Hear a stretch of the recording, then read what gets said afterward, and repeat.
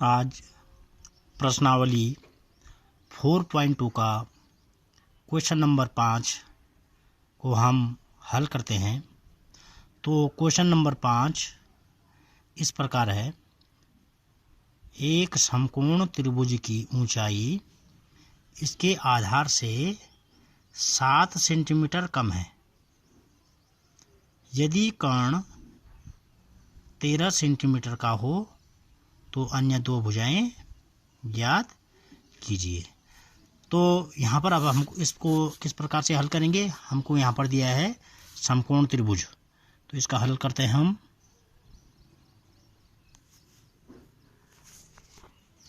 हल किस प्रकार से करेंगे।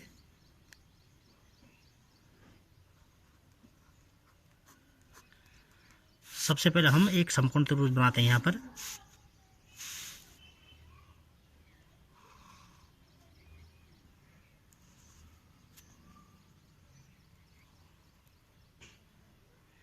यहाँ पर हमको दिया है एक समकोण त्रिभुज की ऊंचाई इसके आधार से 7 सेंटीमीटर कम है। तो इसका मतलब है कि हमको आधार मान लेना है। तो मान लीजिए आधार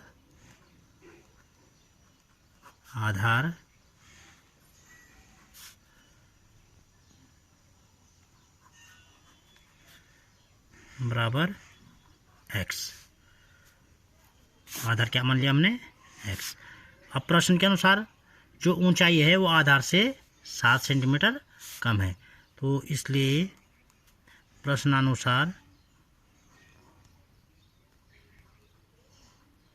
के अनुसार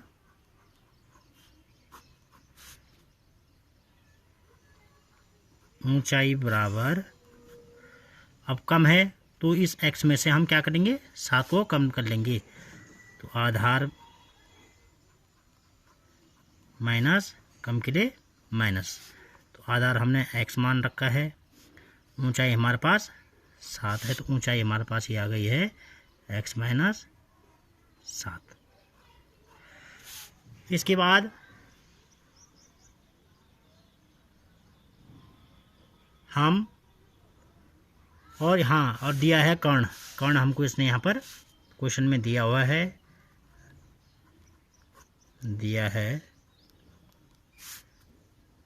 इसका नाम भी कुछ मान लेते हैं, A B C। दिया है कर्ण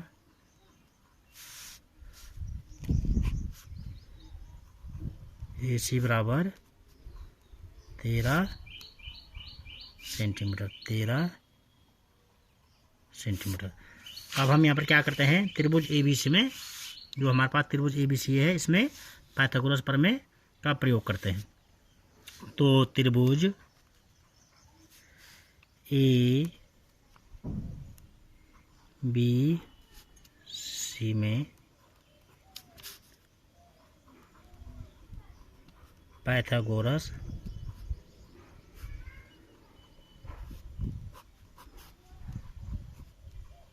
प्रमेय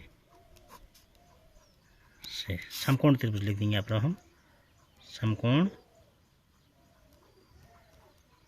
त्रिभुज ABC में पाइथागोरस प्रमेय के प्रयोग से। तो पाइथागोरस प्रमेय हमारे पास होता है कर्ण का वर्ग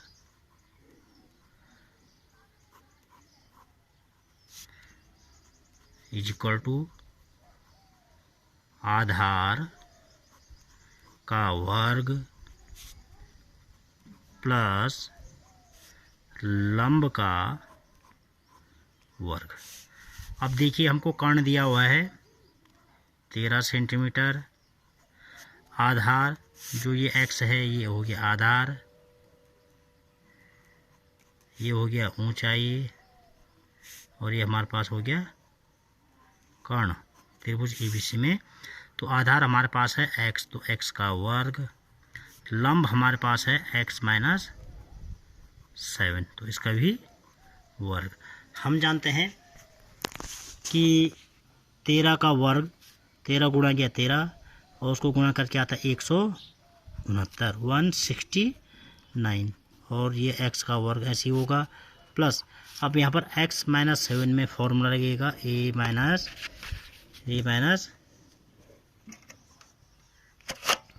b का होल स्क्वायर। तो ये हमारे पास होता है A square plus B square minus 2ab। अब देखिए यहाँ पर ए का काम कर रहा है x और बी का काम 7 कर रहा है। तो ये फॉर्मूला जब अप्लाई करेंगे तो ए की जगह में आ जाएगा x का वर्ग, बी की जगह में 7 का वर्ग, फिर माइनस 2 इंटू ए की जगह में x, जो x है हमारे पास यहाँ पर x, और बी की जगह में 7। तो यहाँ पर हम ये फॉर्मूले का प्रयोग करते हैं। तो ये हो जाएगा एक्स स्क्वायर प्लस 7 का square minus 2 into X into 7।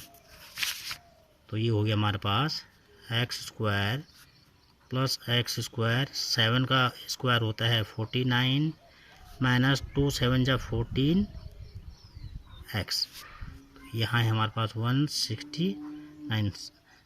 तो ये सबको एक तरफ ले जाते हैं, इधर क्या रह जाएगा 0, x square plus X square 2x square plus 49 minus 14x minus 169। अब इसको हम ax square plus bx plus c के रूप में लिखते हैं। तो ax स्क्वायर, फिर इसके बाद bx आता है और लास्ट में अचर पद, तो 2x स्क्वायर माइनस 14x, और यहाँ पर ये 169 क्या है, ये अचर है, और 49 भी क्या है, अचर। इसका चिन्ह माइनस है, इसका प्लस है, तो दोनों आपस में क्या होंगे, माइनस होंगे। लेकिन चिन्ह का ध्यान रखना है, यहाँ पर चिन्ह का बहुत सारे यहाँ पर बच्चे गलती कर लेते हैं। तो चिन्ह का ध्यान रखेंगे, बड़ी संख्या के आगे जो चिन्ह होगा वही चिन्ह घटाने के बाद आएगा। तो 9 माइनस 9 0, 6 माइनस 4 2, और क्या बच गया फिर 120। अब यहाँ पर देखिएगा 0, या इसको ऐसे कर सकते हैं हम, 2x स्क्वायर, 0 को साइड ले जाते हैं, माइनस 14 इस प्रकार से व्यवस्थित कर दिया, x minus 120 is equal to 0। देखिएगा यहाँ पर, अब यहाँ पर तीनों पदों में मौजूद है, तो 2 हम क्या कर लेंगे, कॉमन के रूप में ले लेंगे। तो 2 बाहर जब हमने ले लिया है तो x स्क्वायर माइनस 2 7 14, यहाँ 7x हो जाएगा। कॉमन का मतलब कि इस 2 से तीनों पदों में भाग कर लेना है। तो 2 का भाग जब 120 में देंगे तो हम क्या आ जाएगा यहाँ पर 60 इज इक्वल टू 0। अब 2 यहाँ गुणा के रूप में है, तो जब बराबर के इधर जाएगा तो भाग के रूप में जाएगा, x square minus 7x minus 60 is equal to 0/2। तो x square minus 7x minus 60 is equal to 0। अब यहाँ पर हम पूर्ण वर्ग विधि द्वारा इसके गुणनखंड ज्ञात करेंगे। जैसे कि इससे पहले के वीडियो में आप लोगों को मैंने बता चुका हूँ कि यहाँ पर एक्स स्क्वायर का गुणांक अगर कोई भी संख्या ना हो तो 1 मान लेते हैं। तो 1 गुणा के अचर पद, उनका जो गुणा आएगा, 1 गुणा के अचर पद हमारे पास है minus 60 is equal two plus minus का माइनस 60। अब यहाँ पर जो ये 60 आया है हमारे पास, माइनस 60 आया है, तो इसके हम ऐसे 2 गुणनखंड करेंगे कि उन 2 गुणनखंडों को घटा करके क्या आना चाहिए, x, जो x का गुणांक है 7 आना चाहिए, और घटाने पर कितना आना चाहिए, 60 आना चाहिए। तो गुणा करने पर 60 आना चाहिए और घटाने पर 7 आना चाहिए। अब घटाने पर क्यों, क्योंकि यहाँ पर जो चिन्ह है, गुणा करने पर जो चिन्ह प्राप्त हुआ हमको वह माइनस हुआ। अगर प्लस चिन्ह प्राप्त होता तो हम क्या करते, जोड़ते। इससे पहले की वीडियो में मैंने ये बहुत अच्छे ढंग से समझा रखा है। तो यहाँ पर माइनस है, इसलिए घटा करके हमको 7 प्राप्त करना है।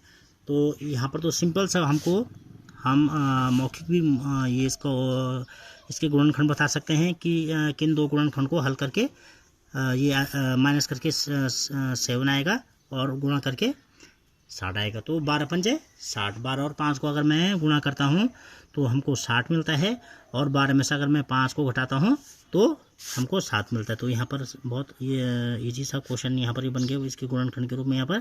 तो ये 7 की जगह हम लिख देंगे 12 minus 5 into x minus 60 is equal to 0। अब देखिएगा यहाँ पर एक्स स्क्वायर, अब यहाँ पर ये जो माइनस का चिन्ह है ये भी हम अंदर मल्टीप्लाई करेंगे और एक्स को भी अंदर मल्टीप्लाई करेंगे, तो माइनस प्लस का माइनस और एक्स इस 12 के साथ आएगा 12x, तो minus into minus 5x minus 60 is equal to 0। अब देखिएगा यहाँ पर हमारा पास 4 पद बन चुके हैं, 1 2 3 4। तो हम क्या करेंगे, दो पद लेके जोड़े बना लेंगे और उन जोड़ों में कॉमन ढूंढेंगे। तो यहाँ पर कॉमन के रूप में हमारे पास x आ रहा है, तो यहाँ जब x की घात 2 है अर्थात यहाँ पर 2x हैं, एक x जब हमने कॉमन लिया तो अंदर एक x बचेगा, माइनस 12 के साथ का जो x था वो हमने बाहर कॉमन के रूप में ले लिया, तो यहाँ केवल 12 बचेगा, प्लस चिन्ह आगे, तो 5 और 60, तो इसको हम 12 इंटू 5 भी लिख सकते हैं, 60 के गुणनखंड, तो 5 यहाँ से कॉमन हमको मिल जाएगा, तो यहाँ बचेगा x माइनस 12 इजिकल टू 0। अब पूरे में से फिर x माइनस 12 क्या आ रहा है कॉमन, तो अंदर बचेगा x प्लस 5 इजिकल टू 0। तो एक बार हम क्या करेंगे, माना x minus 12 is equal to 0, x is equal to 12 भी धन का आ गया, तो हमारे पास एक संख्या में आधार हमको प्राप्त हो गया, तो इसलिए ये तो हमारे पास हो गया आधार। तो दूसरी संख्या हमने क्या निकालना है, ऊंचाई निकालनी थी, तो ऊंचाई निकल जाएगी यहाँ से। ऊंचाई हमने क्या निकाली थी, ऊंचाई बराबर x माइनस 7 था, तो इजिकल टू x 12 माइनस 7, तो ऊंचाई हमको मिल गई है यहाँ पर 5 सेंटीमीटर ये ऊंचाई। तो यहाँ पर हमको इस प्रकार से आधार जो हमने x माना था आधार भी मिल गया हमको और ऊंचाई भी मिल गई हमको।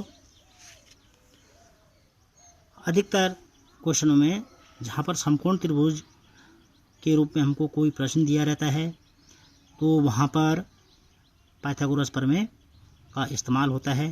पाइथागोरस प्रमेय इससे पूर्व की जो क्लासेस थी आपकी उनमें हमने अच्छे ढंग से आपको पाइथागोरस प्रमेय समझा चुके हैं। तो अब ये प्रश्न आप लोग अपनी कॉपी में शेयर करेंगे। तो आज के लिए बस इतना ही, कल एक नए क्वेश्चन के साथ फिर हाजिर होते हैं। तब तक के लिए नमस्कार, ओके, थैंक यू।